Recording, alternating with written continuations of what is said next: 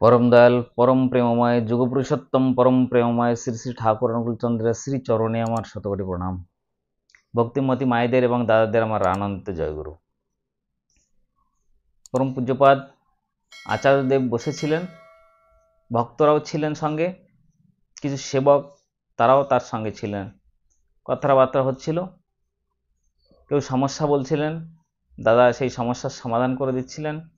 কিছু অমৃত কথা দাদা বলে যাচ্ছেন। এমনই সময় দূরে দাঁড়িয়ে এক মা কাঁদছিলেন। সেই মার দিকে পরম পূজ্যপাদ আচার্যদেবের লক্ষ্য গেলেন। দূরে দাঁড়িয়ে একটি মা করজোড়ে শ্রী শ্রী আচার্যদেবের দিকে তাকিয়ে অঝরে কেঁদে চলেছেন।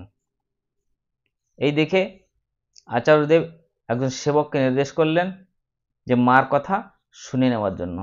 সেই সেবক দাদার নির্দেশ মেনে মার কাছে গিয়ে জিজ্ঞাসা করলেন যে আপনি কেন এখানে দাঁড়িয়ে কাঁদছেন, আপনার কি সমস্যা? সেবকের কথা শুনে মা নিজেই সেখান থেকে পূজ্যপাদ আচার্যদেবের কাছে চলে আসলেন এবং নিজেই পূজ্যপাদ দাদাকে সেই সমস্যার কথাগুলো শোনাচ্ছেন। সেই মা বলছেন যে 6 বছর হলো তার বিয়ে হয়েছে, 4 বছরের পুত্র সন্তান আছে। স্বামী অমানসিক অত্যাচার করে, মদ্যপ অবস্থায় প্রহার করে। বাধ্য হয়ে তিনি বধূ নির্যাতন মামলা করেছেন। এইটুকু বলেই মাটি আবার কাঁদতে লাগলেন। পূজ্যপাদ আচার্যদেব জোর করে বললেন, তুমি কি বাপের বাড়িতে আছো? এই শুনে সেই মাটি বললেন, আজ্ঞে হ্যাঁ। এই শুনে পূজ্যপাদ আচার্যদেবের বললেন, মন দিয়ে গুছিয়ে আগে বাপের বাড়ির সবার সেবা করো, নিজের সাধ্যমতো উপার্জন করো, কার কি লাগবে না লাগবে বুঝে সবার প্রয়োজন মেটাও, সবার পূরণ করে চলো। আর যুদ্ধে যখন নেমেছ তখন আর কান্না নয়, কান্না মুখ নিয়ে এভাবে যুদ্ধ করবে? হাসো, আগে হাসো, এক্ষুনি এখানে দাঁড়িয়ে হাসো। এই শুনেই মাটি অশ্রু সজল অবস্থাতেই পূজ্যপাদ আচার্যদেবকে তাকিয়ে জোর করে হাসতে লাগলেন। তিনি হাসছেন অথচ চোখ দিয়ে ঝরে পড়ছে জল। ব্যথা বেদনা সবই তার মুখে প্রতীয়মান। এই দেখে পূজ্যপাদ আচার্যদেব বললেন, হ্যাঁ এমন করে হাসবে। তুমি ঠাকুরের কাজ করো, দীক্ষাপত্রের কাজে বেরো। যখন আচার্যদেব সেই মাকে জিজ্ঞাসা করলেন যে তুমি ঠাকুরের কাজ করো, দীক্ষাপত্রের কাজে বেরো, তখন মাটি জানালেন, আজ্ঞে হ্যাঁ করি। পূজ্যপাদ আচার্যদেব বললেন, ব্যাস আর কি চাই? যুদ্ধে নেমেছ, ঠাকুরকে মাথায় নিয়ে চলো, সবার পূরণ করে চলো, আর হাসি মুখে যুদ্ধ করবে, সব সময় হাসবে, কখনো কান্না মুখ নিয়ে থাকতে আর যেন না দেখি। ছেলে তোমার ক্যাপ্টেন হবে, যাও লেগে পড়ো। পারবে না? যুদ্ধ জয় করতে পারবে না? কি বলো, পারবে না? বারবার পূজ্যপাদ আচার্যদেব বলছেন মাকে যে তুমি এই যুদ্ধ জয় করতে পারবে? পারবে। এই শুনে মাটির চোখের জল তখন শুকিয়ে গেছে, মুখের দুই চোয়াল শক্ত হয়ে গিয়েছে, চোখ দিয়ে ঝরে পড়েছে প্রতিজ্ঞার দ্যুতি।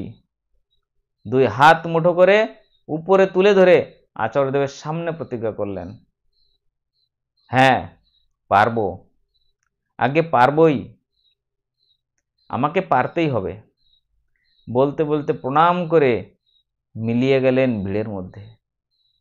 এমন জীবন্ত মানব শিক্ষা দেখে উপস্থিত সকলের চোখের কোণে টিকটিক করতে লাগলো জল।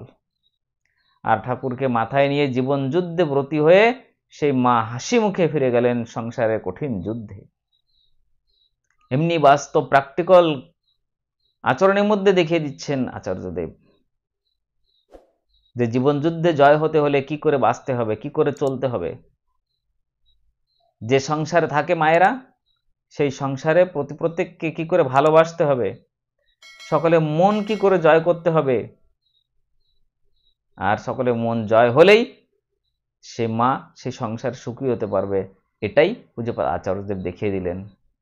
সেই মাকে করতে বললেন যে তুমি এই জীবন যুদ্ধে জয় করতে পারবেই যদি তুমি নিজে আগে ভালো হও। তুমি ভালো হয়ে তোমার পরিবারের যারা সদস্য আসে, বাপের বাড়িতে যারা আছে, তাদেরকে খুশি করার চেষ্টা করো। তারা কি চায়, তারা কি খেতে পারে, তারা কি খেতে চায়, প্রত্যেকটার যে চাহিদা সেই মেটানোর চেষ্টা করো। তুমি নিজে উপার্জন করো, বাড়ির পরিবারের সদস্যের উপর তুমি নির্ভর থেকো না, তুমি নিজে উপার্জন করার চেষ্টা করো। আর ঠিক সৎভাবে থেকে বাড়ির সকলকে তুমি খুশি করার চেষ্টা করো। দেখবে তোমার এই দুঃখ জ্বালা কষ্ট আর জীবনে কিছুই থাকবে না। তুমি সব সময় সবাইকে নিয়ে সুখে সংসার করতে পারবে, ভালো থাকবে সংসারে সবাইকে নিয়ে। তোমাকে আগে নিজেকেই ভালো করতে হবে। আর তুমি নিজে ভালো থেকে সবাইকে খুশি করার চেষ্টা করো, দেখবে তোমার এই যে সমস্যা, এই সমস্যার সমাধান তুমি নিজেই করতে পারবে। এমনি জাজ্জল্য উদাহরণ প্রমাণ দিয়ে আচার্যদেব সকলকে শিক্ষা দিচ্ছেন। তাই সৎসঙ্গ বলা হয়। সৎসঙ্গে এসে সবাই সব সমস্যার সমাধান নিয়েই ছুটে যায়।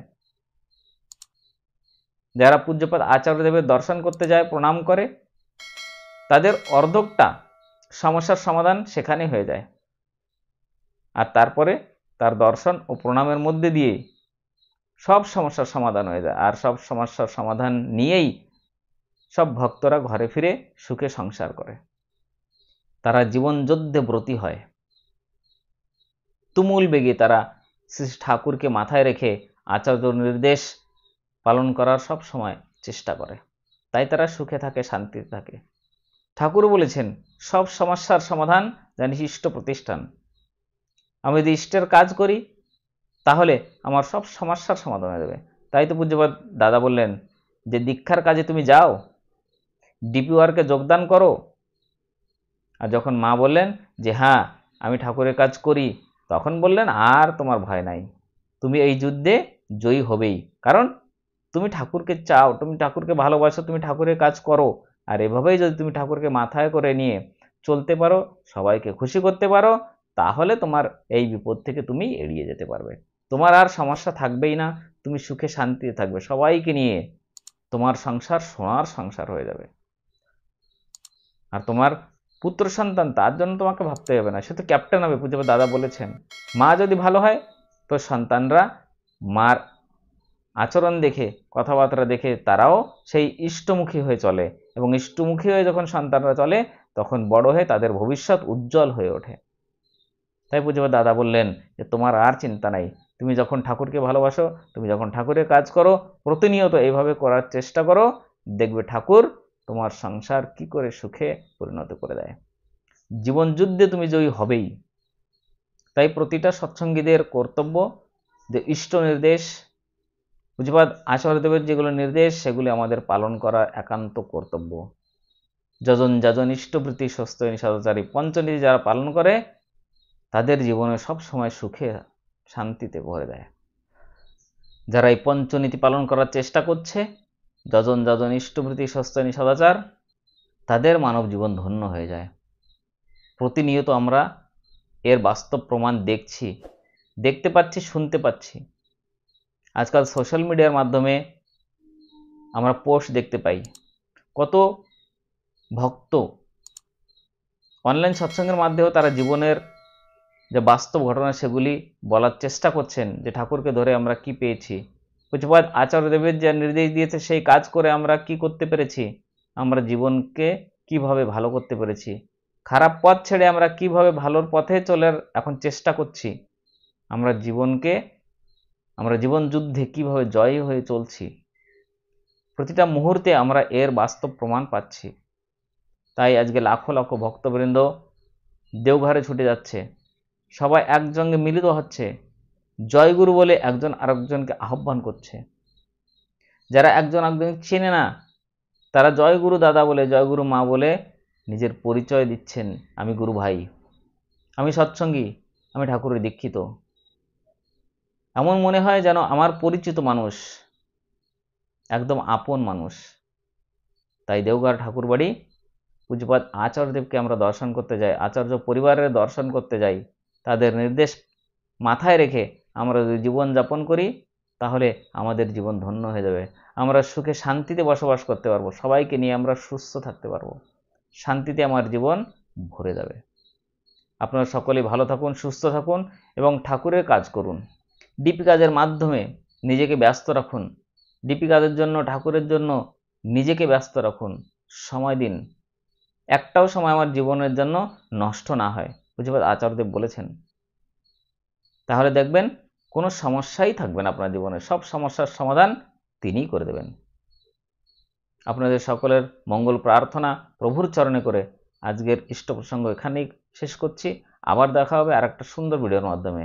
যারা এখনই চ্যানেল সাবস্ক্রাইব করেননি তাদের অনুরোধ যে আপনারা চ্যানেলটি সাবস্ক্রাইব করুন এবং অন্যকেও শেয়ার করুন। জয় গুরু, বন্দে পুরুষোত্তম।